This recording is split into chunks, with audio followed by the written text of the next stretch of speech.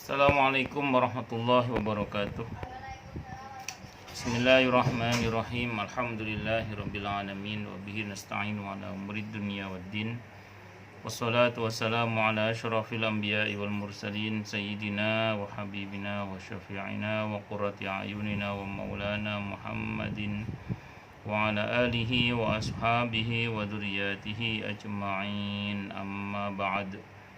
Asyhadu an la ilaha illallah wa asyhadu anna Muhammadar Rasulullah wa ufawwidu amri ilallah innallaha basirum bil ibad. Hasbiyallahu la ilaha illa huwa alaihi tawakkaltu wa huwa rabbul arsyil azim. Qala Allah Ta'ala fi kitabihil karim hikayatan an nabiyillahi Musa alaihi salam. Rabbi syrah li sadri wa yassir li amri wahlul 'uqdatam min lisani yafqahu qawli. Para asatidzah, para ibu-ibu sekalian, hafizani wa hafizakunallah. Saya doakan semoga kemuliaan ibu-ibu sekalian selalu dijaga dan ditingkatkan terus oleh Allah Subhanahu wa Ta'ala, sebagai seorang muslimah, sebagai seorang istri, sebagai seorang ibu, dunia hingga surga. Amin Allahumma insyaallah. Masih melanjutkan kajian kita tentang kitab Detik-detik Pengadilan Allah Subhanahu wa Ta'ala di pada halaman 203 di pada subjudul bagaimana manusia dikumpulkan di mahsyar, di bumi mahsyar. Manusia pada hari kiamat akan keluar dari kubur dalam kondisi tanpa alas kaki, telanjang dan belum dikhitan, sebagaimana yang diriwayatkan oleh Muslim dari Siti Aisyah radhiyallahu anha yang menuturkan Rasulullah Muhammad sallallahu alaihi wasallam bersabda, manusia akan dikumpulkan dalam keadaan tanpa alas kaki, telanjang dan belum dikhitan. Mendengar penjelasan Rasulullah Muhammad sallallahu alaihi wasallam itu, aku Aisyah radhiyallahu anha pun bertanya kepada beliau, wahai Rasulullah, laki-laki dan perempuan saling melihat satu sama lain? Beliau menjawab, urusan pada waktu itu lebih dahsyat daripada yang demikian. Ini hadisnya Bukhari. Abdullah bin Mas'ud radhiyallahu an menjelaskan dalam kitab At-Tadhkirah karya Imam Al-Qurtubi, dikutip penjelasan Abdullah bin Mas'ud radhiyallahu an. Beliau mengatakan, barang siapa yang semasa hidupnya pernah memberikan makan dan minum, maka dia tidak akan kelaparan pada saat di mahsyar. Dan dalam riwayat yang lain, orang itu dibangkitkan dari kuburnya itu dalam keadaan lapar dan dahaga juga. Barang siapa yang di dunia pernah memberikan pakaian, maka nanti di akhirat, di mahsyar dia akan diberi pakaian sehingga dia tidak akan telanjang. Maka saya sering sampaikan di banyak tempat itu, ya ini mumpung masih hidup, pernahlah kita ini syukur-syukur sering berbagi pakaian, terutama kepada orang-orang yang membutuhkan. Dan kalau ngasih pakaian, kalau bisa yang lengkap, atau ngasih merbot masjid, tukang sampah, satpam, ya jangan cuma sarungnya saja, tapi baju kukunya juga. Jangan cuma baju kukunya saja, kalau bisa dengan sarungnya, karena nanti biar pakaian kita lengkap. Kan tidak enak kalau cuma ngasih baju saja, nggak pernah ngasih sarung, nggak pernah ngasih celana. Takutnya nanti di akhirat nanti kita hanya pakai atasan, nggak pakai bawahan. Nauzubillahi min syarri dzalik. Kalau perempuan yang kita kasih, ya kasih pakaian yang menutup auratnya. Allahu Akbar. Barang siapa yang di dunia pernah memberikan tumpangan kendaraan, maka dia akan diberi kendaraan. Apalagi pernah ngasih kendaraan, nah itu kita akan diberi tumpangan, akan diberi kendaraan sehingga kita tidak berjalan kaki. Itu kata Abdullah bin Mas'ud radhiyallahu anhu. Makanya mumpung masih di dunia ini, mari kita beramal dengan amalan-amalan yang menjadikan kita nanti di mahsyar mudah-mudahan termasuk yang difasilitasi oleh Allah Subhanahu wa taala dengan berbagai macam kebaikan-kebaikan. Amin Allahumma amin insyaallah. Ya, mereka akan keluar dengan telanjang, dengan kenistaan dan kehinaan seperti itu.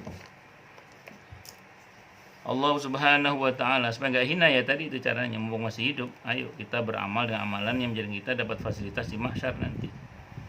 Allah Subhanahu wa taala berfirman di surah Qaf, surah ke-50 ayat 41 sampai 42. Wastami' yauma yunadil munadi min makanin qarib. Yauma yasma'u sayhata bil haqq. Dzalika yaumul khuruj. Dan dengarkanlah seruan pada hari penyeru, yaitu malaikat menyeru dari tempat yang dekat, yaitu pada hari mereka mendengar teriakan dengan sebenar-benarnya, itulah hari keluar dari kubur.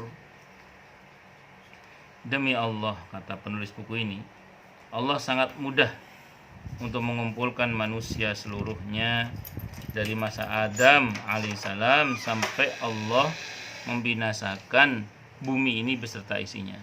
Tidak ada yang mangkir, tidak ada yang membelot. Bagaimana bisa terjadi? Allah Subhanahu wa taala berfirman di surah Al-Kahfi surah ke-18 ayat 47 sampai 48. Wa yauma nusayyirul jibala wa tarul arda barizatan wa hasyarnahum falam nughadir minhum ahada wa uridu ala rabbika saffan laqad ji'tumuna kama khalaqnakum awwala marrah bal za'amtum allan naj'ala lakum mau'ida. Dan ingatlah akan hari yang ketika itu kami perjalankan gunung-gunung dan kamu akan dapat melihat bumi itu datar, dan kami kumpulkan seluruh manusia dan tidak kami tinggalkan seorang pun dari mereka, dan mereka akan dibawa ke dalam Rabbmu dengan berbaris. Sesungguhnya kamu datang kepada kami sebagaimana kami menciptakan kamu pada kali yang pertama. Bahkan kamu mengatakan bahwa kami sekali-kali tidak akan menetapkan bagi kami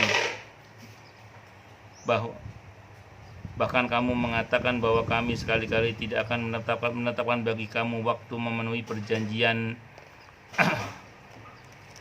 Kalau pakai logika sederhana ya, kan semua ada jejak rekamnya ya.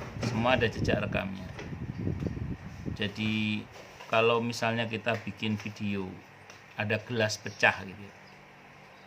Jadi video dari gelas utuh menjadi gelas pecah. Cara mengutuhkan kembali gelas itu bagaimana? Ya gampang, videonya diputar balik. Jadi kalau misalnya Allah mau mengumpulkan kembali manusia dan jin pada hari kiamat nanti seluruhnya, ya tinggal diputar balik saja, terkumpul lagi semuanya, dan itu mudah.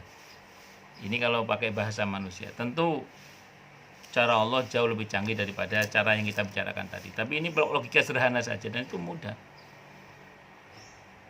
Kalau menciptakan kita dari sesuatu yang belum ada data-datanya saja, itu mudah bagi Allah. Apalagi mengumpulkan kembali yang sudah ada data-datanya. Saya sering sampaikan ya, misalnya gini, saya mohon maaf. Di antara ibu-ibu ada yang lahir tahun 70 misalnya gitu ya, tahun 70. Pertanyaannya tahun 68 ibu di mana? Ibu lahir tahun 70, pertanyaannya tahun 68 ibu di mana? Ibu tahun 68 masih di sawah, masih di ladang, masih di pasar, masih di kali, masih di laut. Di sawah berupa padi, di ladang berupa sayuran barangkali. Kemudian di pasar-pasar berupa toge, jengkol, semacam-macam.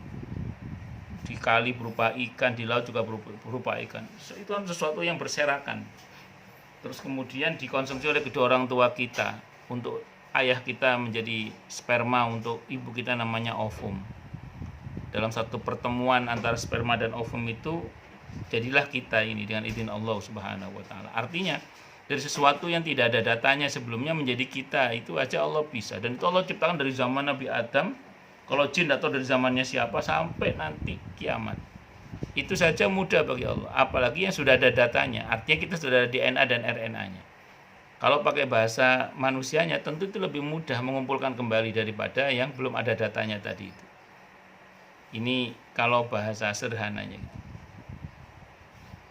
Nah, makanya terus kemudian mengumpulkan kembali manusia yang sudah mati dari zaman Nabi Adam hingga akhir zaman nanti, atau dari bangsa jin yang pertama hingga akhir nanti, itu tidak ada yang sulit bagi Allah Subhanahu wa taala.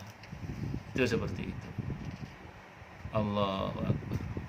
Dan di dalam Al-Qur'an diceritakan kan ada Nabi Uzair yang tidur selama 100 tahun dibangkitkan kembali oleh Allah. Ada Ashabul Kahfi yang 309 tahun. Ada ya banyak cerita-cerita dalam Al-Qur'an itu yang menggambarkan betapa sebenarnya membangkitkan kembali orang dari kubur dan mengumpulkannya kembali mereka itu mudah sekali bagi Allah Subhanahu wa taala. Dan itu tidak ada yang sulit. Itu tidak ada yang sulit. Allahu Akbar. Wong kita ini mencari rekam jejak elektronik seseorang saja bisa kok. Apalagi terus kemudian Allah, tentu teknologinya jauh lebih canggih. Itu ya. Wallahu a'lam bishawab.